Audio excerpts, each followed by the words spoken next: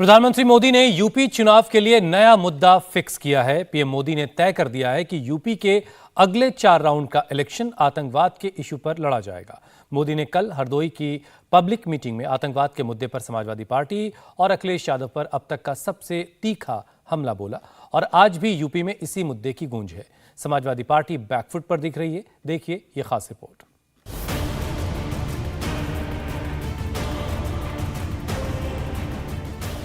हर हर गंगे, हर हर गंगे, हर हर महादेव। जिस वक्त यूपी में तीसरे राउंड की वोटिंग चल रही थी, प्रधानमंत्री नरेंद्र मोदी ने हरदोई की रैली में यूपी विधानसभा चुनाव के बचे हुए 4 चरणों का एजेंडा सेट कर दिया। मोदी ने आतंकवाद को चुनावी मुद्दा बना दिया। पिछले अनेक दशकों से हमारा देश आतंकवाद का कहर झेलता रहा है। जिहादी संगठनों की कुदृष्टि हमारी धरती, हमारी संस्कृति और हम लोगों के पर लगातार वो कुदृष्टि रही है। और आप सभी जानते हैं कि जब आतंकी हमला होता है, आतंकवाद बढ़ता है, तो इसका सबसे ज्यादा नुकसान गरीब को, मध्यम वर्ग को, उन्हीं को उठाना पड़ता है, उन्हीं को निभाना पड़ता है। जब आतंकी हमला होता है तो सामान्य मानवी की जिंदगी प्रभावित होती है, व्यापार कारोबार प्रभावित होता है। 2 दिन पहले अहमदाबाद के सीरियल ब्लास्ट केस का फैसला आया है, जिसमें 38 दोषियों को फांसी हुई। प्रधानमंत्री मोदी ने 13 साल पुराने अहमदाबाद धमाकों की बात की, आतंकवाद को लेकर बीजेपी की सख्त नीति की बात की, आतंकवाद के खिलाफ अपने संकल्प का जिक्र किया। जब मैं गुजरात का मुख्यमंत्री के रूप में वहां की सेवा कर रहा था, तो उस दौरान अहमदाबाद में भी सीरियल बम धमाके हुए थे और उनका षड्यंत्र तो और शहरों में भी था। मैं उस दिन को कभी भूल नहीं सकता हूं। जो लोग इन धमाकों में मारे गए थे, धरती खून से लाल हो चुकी थी, माताएं बहनें के आंसू रुकते नहीं थे। मैंने उस रक्त से गीली हुई इस मिट्टी को उठा करके मैंने संकल्प लिया था कि मेरी सरकार इन आतंकवादियों को पाताल से भी खोज करके सजा देगी। अभी 2 दिन पहले ही अहमदाबाद बम धमाके के दोषियों को सजा मिली है। जो हम भारतीयों को तबाह करना चाहते थे, उन्हें अदालत ने सजा सुनाई है। अनेक आतंकवादियों को फांसी की सजा मिली है। दोस्तों, 26 जुलाई 2008 को अहमदाबाद में एक के बाद एक 21 जगह बम धमाके हुए थे, 56 लोग मारे गए थे। मोदी ने हरदोई की रैली में अहमदाबाद बम धमाकों की बात क्यों की, आतंकवाद का जिक्र क्यों किया, मोदी ने इसके बारे में भी बताया। निशाने पर समाजवादी पार्टी की पुरानी सरकार थी। मोदी ने अखिलेश पर उनकी पिछली सरकार पर आतंकवादियों के प्रति सॉफ्ट रहने का आरोप लगाया। आज मैं विशेष तौर पर इसका जिक्र इसलिए कर रहा हूं क्योंकि कुछ राजनीतिक दल ऐसे ही आतंकवादियों के प्रति मेहरबान रहे हैं। ये राजनीतिक दल वोट बैंक के स्वार्थ में आतंकवाद को लेकर नरमी बरतते रहे हैं। ये देश की सुरक्षा के लिए बहुत खतरे की बात है।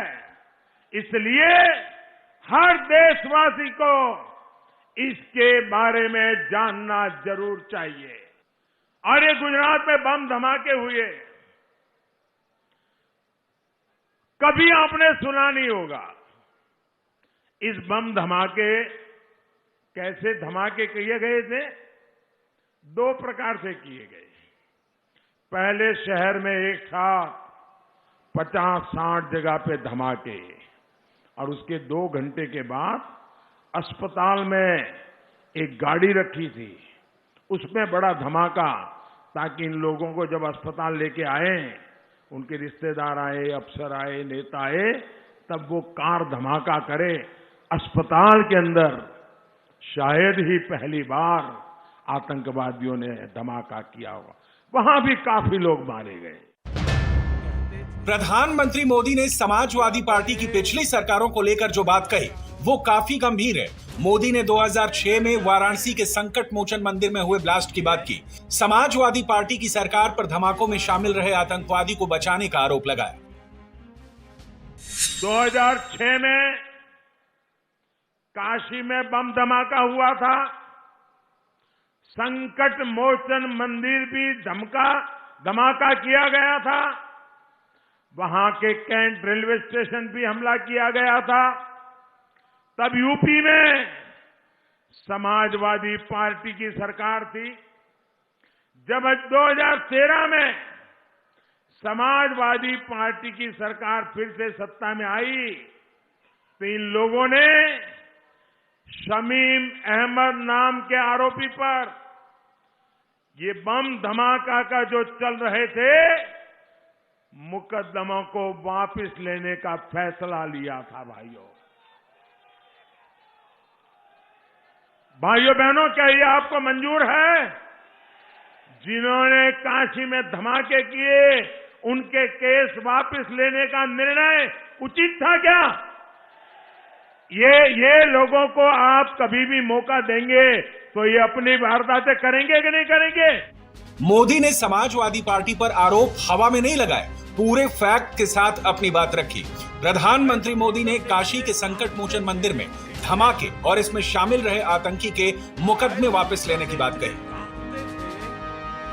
तो इस केस का सच जान लेते हैं। 7 मार्च 2006 को आतंकियों ने वाराणसी के संकट मोचन मंदिर, कैंट स्टेशन और दशाश्वमेध को निशाना बनाया था। आतंकियों ने सीरियल धमाके किए। धमाकों में 28 लोगों की मौत हुई थी। इस सीरियल ब्लास्ट मामले में पुलिस ने आतंकी शमीम अहमद को पकड़ा था। शमीम अहमद के खिलाफ संगीन धाराओं में केस दर्ज हुए थे। 2012 में अखिलेश यादव की सरकार बनी। 5 मार्च 2013 को अखिलेश सरकार ने शमीम अहमद का केस वापस लेने का फैसला किया।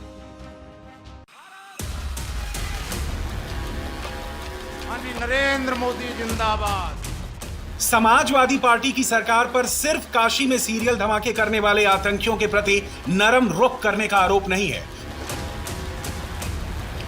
मोदी ने गोरखपुर बम धमाकों को लेकर भी समाजवादी पार्टी पर बड़े आरोप लगाए। आपको याद होगा 2007 में गोरखपुर में आतंकी हमला हुआ था।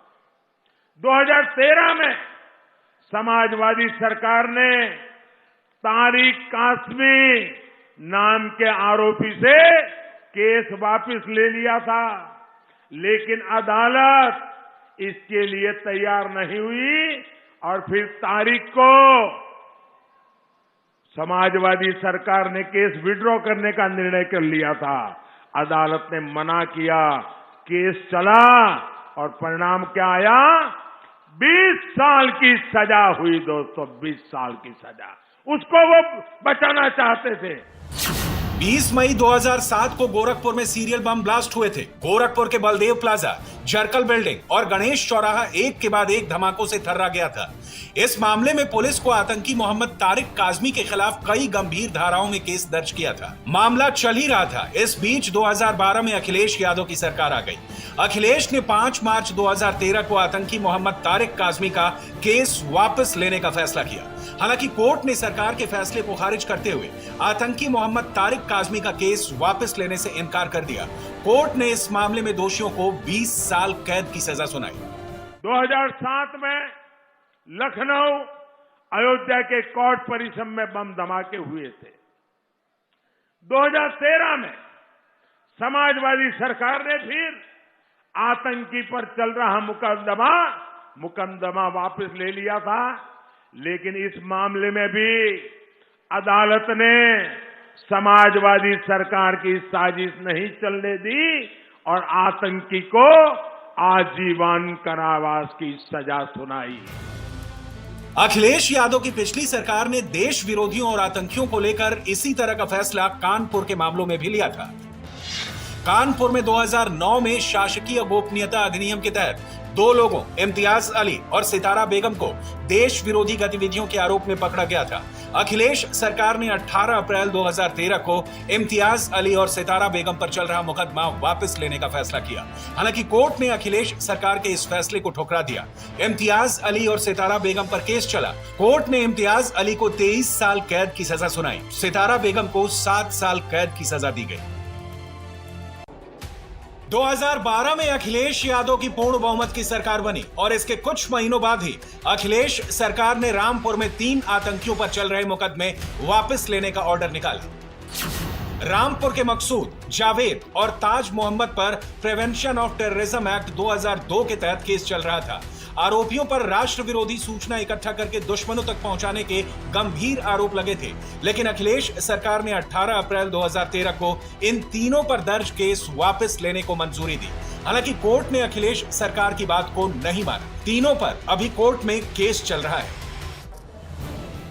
बाराबंकी के एक मामले में भी अखिलेश सरकार ने देश के खिलाफ काम करने वाले 2 लोगों पर दरियादिली दिखाई थी। 2007 में बाराबंकी की तारिक काजमी और खालिद मुजाहिद पर कई संगीन धाराओं में मुकदमे दर्ज किए गए थे।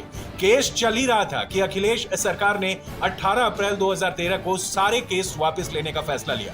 हालांकि कोर्ट ने अखिलेश सरकार के फैसले को खारिज कर दिया। मामला कोर्ट में चला। कोर्ट ने दोनों आरोपियों को उम्र कैद की सजा सुनाई। देश विरोधी गतिविधियों में शामिल रहे एक और आरोपी का मुकदमा अखिलेश सरकार ने वापस लिया था। बिजनौर के अहमद हसन और बाबू पर देश विरोधी एक्टिविटी में शामिल रहने के आरोप में गंभीर धाराओं में मुकदमा चल रहा था। अखिलेश सरकार ने 22 जनवरी 2013 को अहमद हसन पर चल रहा केस वापस लेने का फैसला किया। हालांकि कोर्ट में मामला चलता रहा, जहां से आरोपी बरी हो गया। ऐसे ही यूपी में एक तो नहीं बल्कि आतंकी हमलों के 14 मुकदमों में समाजवादी सरकार ने बहुत सारे आतंकवादियों से मुकदमे वापस लेने का फरमान सुना दिया था। क्या आतंकवादियों पर रहम करना ठीक है क्या? आप जरा बताइए, रहम करना ठीक है क्या? आतंकवादियों को बचाने के खेल ठीक है क्या? और आज लिपापोती करने निकले हो। ये लोग विस्फोट कर रहे थे, धमाके कर रहे थे और समाजवादी पार्टी सरकार इन आतंकवादियों पर मुकदमा तक नहीं चलने दे रही थी। आतंकवादियों को केस वापसी का रिटर्न गिफ्ट दिया जा रहा था। पिछली समाजवादी पार्टी सरकार ने 7 जिलों के 14 आतंकी हमलों में मुकदमे वापस लिए। इनमें लखनऊ में 6 आतंकियों के खिलाफ चल रहे मुकदमे वापस लिए गए, जबकि कानपुर में 3 आतंकियों के केस वापस लेने का फैसला लिया गया। इसी तरह अखिलेश सरकार ने वाराणसी, गोरखपुर, रामपुर और बाराबंकी में एक-एक केस वापस लिया गया। प्रधानमंत्री मोदी ने बात अहमदाबाद सीरियल ब्लास्ट से शुरू की थी। मोदी ने आतंकवाद पर लंबी बात की, फिर बताया कि वो कई साल इस मुद्दे पर चुप क्यों रहे। इतने वर्षों तक मैं इसलिए चुप रहा क्योंकि अहमदाबाद ब्लास्ट केस की सुनवाई चल रही थी। आज जब अदालत ने आतंकियों को सजा सुना दी है तो मैं अब विषय को देश के सामने उठा रहा हूं। अहमदाबाद में हुए धमाकों में आतंकियों ने साइकिल का इस्तेमाल भी किया था। मोदी ने अहमदाबाद के धमाकों को यूपी के चुनाव से जोड़ा। आतंकवाद को समाजवादी पार्टी के चुनाव चिन्ह साइकिल से जोड़ दिया। यहां समाजवादी पार्टी का जो चुनाव सिंबल है ना, उनका चुनाव का निशान है ना, तो शुरू में जो बम धमाके हुए वो सारे के सारे बम धमाके उन्होंने बम साइकिल पर रखे हुए थे। अब देखिए, साइकिल पे बम रखे हुए थे और जहां लोग सब्जी वगैरह खरीदने के लिए आते हैं, वहीं साइकिल पार्क करके चले गए थे और एक समय चारों तरफ ये साइकिलों पर रखे हुए बम धमाके फूटे। मैं हैरान हूं, ये साइकिल को उन्होंने क्यों पसंद किया। आतंकवाद के सवाल पर प्रधानमंत्री मोदी ने समाजवादी पार्टी के साथ साथ कांग्रेस पर भी तीखे वार किए। बात आतंकियों पर दर्ज केस वापसी से शुरू हुई थी। मोदी ने ओसामा बिन लादेन पर कांग्रेस और समाजवादी पार्टी के नेताओं के पुराने बयान याद दिला दिए। समाजवादी पार्टी और कांग्रेस के नेताओं का रवैया और भी खतरनाक रहा है। ये लोग ओसामा जैसे आतंकवादी को जी कहकर बुलाते हैं। ये लोग बाटला हाउस एनकाउंटर में आतंकवादियों के सफाए पर आंसू बहाते हैं। ये लोग किसी दिन भारतीय सेना का अपमान करते हैं, किसी दिन पुलिस को बेइज्जत करते हैं। प्रधानमंत्री मोदी ने आतंकवाद के इश्यू पर लंबी बात की, उदाहरण देकर समझाया कि समाजवादी पार्टी आतंकियों के प्रति सॉफ्ट है। मोदी ने लोगों को समझाया कि अगर कोई आतंकवाद के खिलाफ सख्ती से खड़ा हो सकता है, आतंकवादियों को उनके किए की सजा दिलवा सकता है, तो वो बीजेपी। इंडिया टीवी हर वक्त हर जगह डाउनलोड करने के लिए सर्च करें India TV news Google play store या ऐप स्टोर पर।